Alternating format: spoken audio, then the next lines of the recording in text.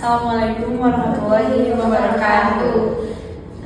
Kami ingin mempresentasikan studi kasus PT Sukses Bersama. Sebelumnya perkenalkan, nama saya Intara Jonabil Anafi dengan NIM 20240080453. Sebelah saya. Perkenalkan, nama saya Salwan Hasana dengan NIM 2024000878. Perkenalkan, nama saya Radisra Dani dengan NIM 202400080019. Perkenalkan, nama saya Siti Nurhadijah dengan NIM 202400080072. Slide pertama akan dijelaskan oleh Ira. Latar belakang, pada saat ini saya akan menjelaskan latar belakang yang dari perusahaan yang menjadi objek analisis. PT Sukses Bersama merupakan perusahaan manufaktur lokal yang bergerak di bidang produksi alat elektronik rumah tangga selama lebih dari 20 tahun. Perusahaan ini dikenal memiliki pasar yang cukup kuat dan stabil, serta mampu bersaing dengan perusahaan sejenis di industri yang sama.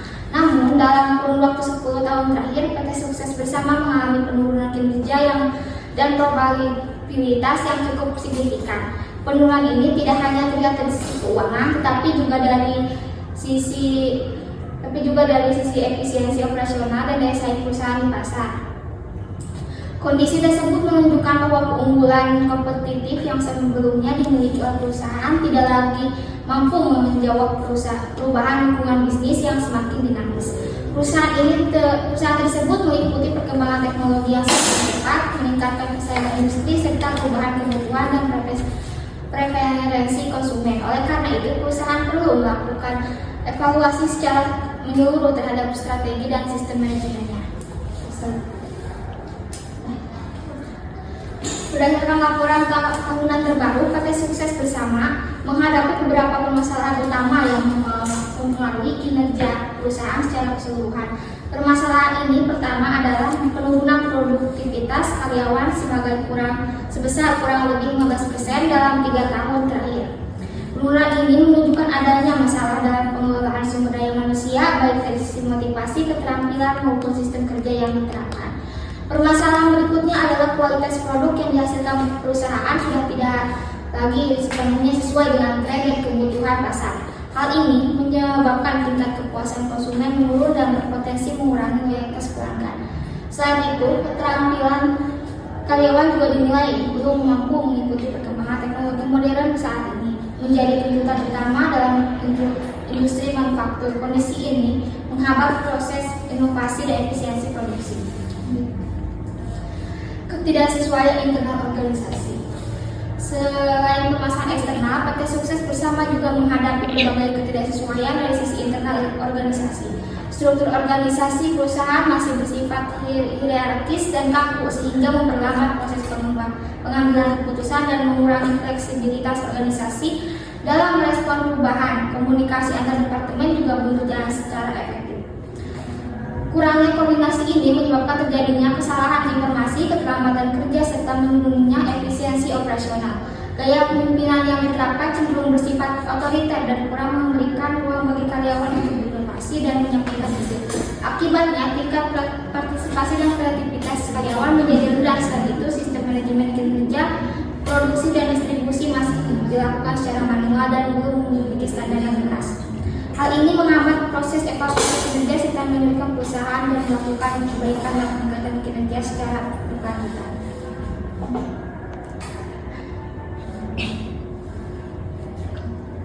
Pendekatan perubahan atau HHPM. Pada slide ini saya akan menjelaskan pendekatan perubahan yang diberi oleh PT Sukses Bersama, yaitu HPM.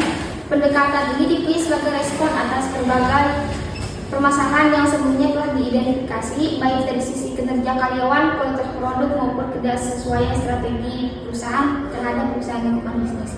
HPM merupakan pendekatan manajemen yang menekan pada penyelarasan antara strategi organisasi, praktik manajemen sumber daya manusia, kompetensi karyawan, serta sistem organisasi secara keseluruhan.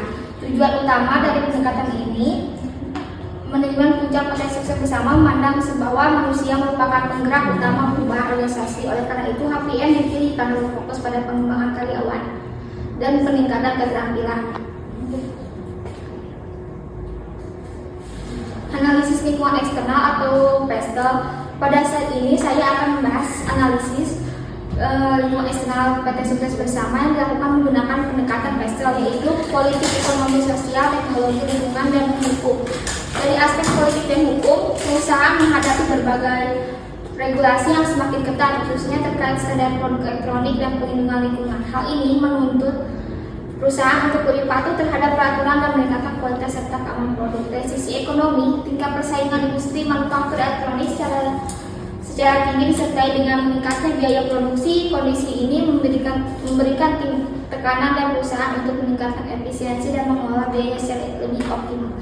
Secara sosial, terjadi perubahan perilaku konsumen yang kini semakin sadar akan isu lingkungan dan lebih memilih produk yang ramah lingkungan. Produk ini mempengaruhi permintaan pasar dan menuntut perusahaan untuk menyesuaikan strategi produknya. Dari aspek teknologi, PT Sukses Bersama masih tertinggal dalam hal otomatisasi dan digitalisasi proses produksi. Ketertinggalan ini menjadi tantangan besar dalam meningkatkan produktivitas dan kualitas produk. Saat itu, faktor lingkungan juga menuntut perusahaan untuk menerapkan konsep green manufacturing secara konsisten agar tetap relevan dan bersaing di pasar. Selesai dari saya selanjutnya.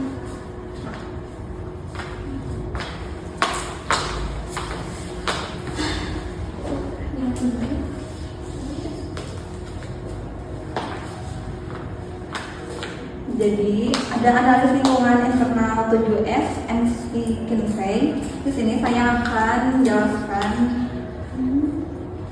analisis menggunakan model 7S MC Kinsey. Melihat bahwa perusahaan belum sepenuhnya siap menghadapi perubahan strategi dan struktur organisasi masih kaku, sistem kerja belum efisien, budaya inovasi belum kuat, kepemimpinan kurang partisipatif, dan kompetensi SDM belum sesuai dengan perkembangan teknologi.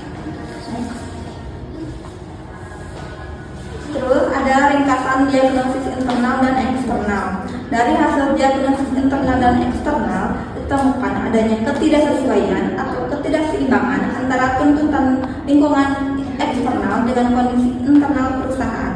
Artinya, perubahan di pasar berjalan cepat, sementara kesiapan internal perusahaan masih tertinggal. Selanjutnya ada strategi organisasi hasil diagnosis. Berdasarkan kondisi tersebut, perusahaan menetapkan strategi transformasi organisasi berbasis high performance management. Strategi ini bertujuan meningkatkan daya saing dengan memperkuat SDM, memperjelas sistem kerja dan kinerja, serta mendorong digitalisasi dan budaya yang adaptif.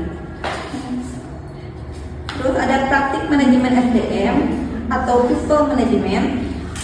Untuk mendukung strategi ini, perusahaan menerapkan praktik manajemen SDM seperti rekrutmen berbasis kompetensi, pelatihan berkelanjutan, sistem penilaian kinerja berbasis KPI, pemberian reward, serta pengembangan kepemimpinan yang lebih transformasional. Adapun kompetensi dan perilaku yang dibutuhkan, melalui transformasi ini, karyawan diharapkan memiliki kompetensi digital, pola pikir inovatif, kemampuan bekerja sama lintas tim, adaptif terhadap perubahan, serta berorientasi pada hasil dan kinerja.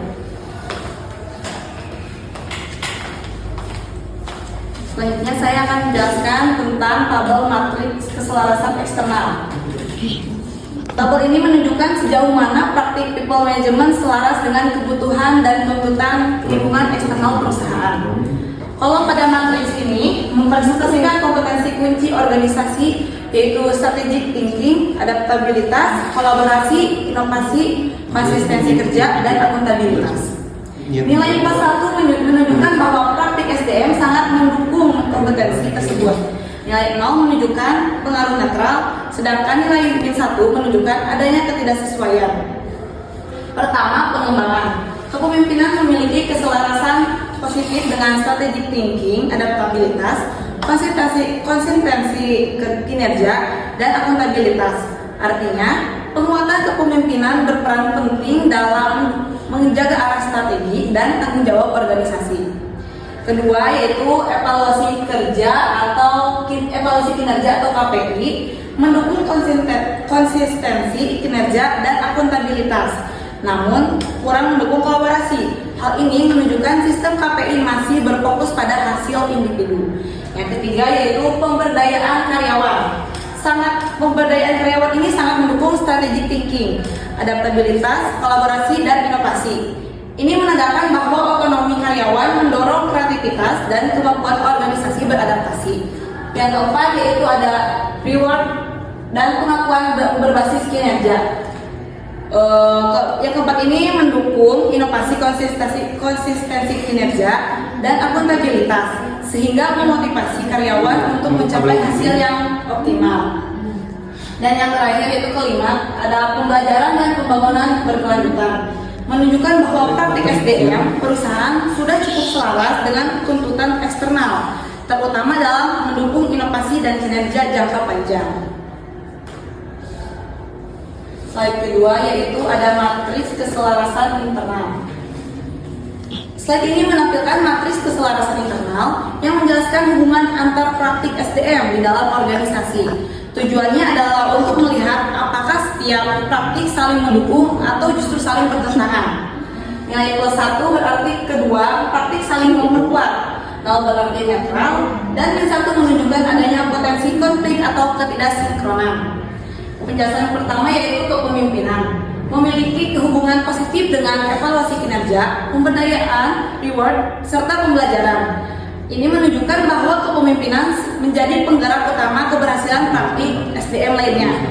Yang kedua yaitu evaluasi kinerja. Evaluasi kinerja memiliki hubungan negatif dengan pemberdayaan karyawan yang mengidentifikasikan bahwa sistem penilaian yang terlalu kaku dapat membatasi fleksibilitas dan inisiatif karyawan. Yang ketiga yaitu pemberdayaan karyawan.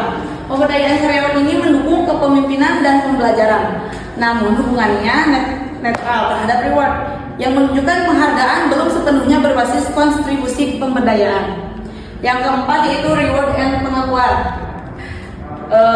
menunjukkan kepemimpinan dan evaluasi kinerja, tapi belum sepenuhnya terintegrasi dengan pembelajaran dan pemberdayaan. Dan yang terakhir itu pembelajaran dan pengembangan. Pembelajaran dan pengembangan ini memiliki hubungan positif dengan kepemimpinan dan pemberdayaan, sehingga berperan penting dalam pengembangan kapabilitas jangka panjang. Kesimpulannya yaitu matriks ini menunjukkan bahwa sebagian besar praktik SDM telah saling mendukung, namun masih diperlukan penyelarasan antara evaluasi kinerja dan pemberdayaan karyawan agar sistem SDM menjadi lebih seimbang. Selanjutnya yaitu dilanjut oleh Intan. Slide terakhir di sini ada rencana implementasi strategi perubahan, di mana implementasi strategi ini dilakukan melalui 3 tahap. Tahap pertama adalah diagnosis dan penyelarasan awal organisasi. Tahap kedua adalah pengembangan kapabilitas SDM melalui pelatihan. Tahap ketiga adalah integrasi dan penguatan budaya kinerja tinggi melalui evaluasi berkelanjutan dan reward berbasis kinerja.